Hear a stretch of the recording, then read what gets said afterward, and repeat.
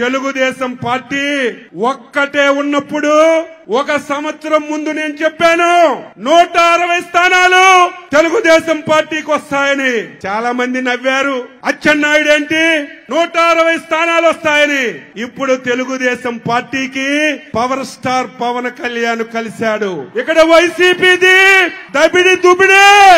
ఈ రోజు మనం చిత్తశుద్ధితో పనిచేస్తే, అంకిత భావంతో పనిచేస్తే ఈ రాష్ట్రంలో కొన్ని జిల్లాల్లో వైసీపీ పార్టీకి డిపాజిట్లు కూడా రావు అని చెప్పి మీ అందరికీ తెలియజేస్తున్నాను. పవన్ కళ్యాణ్, చంద్రబాబు నాయుడు, లోకేష్ ఇప్పుడైనా యుద్ధ పేరు మోగించి గంటలు మోగించి పిల్లి మేడలో గంటలు కట్టుకుని చచ్చి ఉంటారు. నిన్న మొన్న జగన్మోహన్ రెడ్డి గారు 2009లోనే యుద్ధ పేరు మోగించాడు.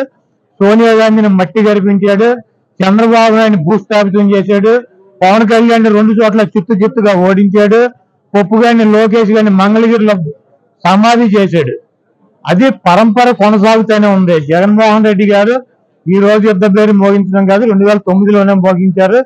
పవన్ కళ్యాణ్, చంద్రబాబు నాయుడు, లోకేష్, అడుగుడిపోయిన బక్కీటు, తోలు బక్కీటు, వీళ్ళందరూ కూడా, ఈ బోరగాళ్ళందరూ కూడా వచ్చినా కూడా జగన్మోహన్ రెడ్డి గారి ఇంటికి కూడా పీకలేరు.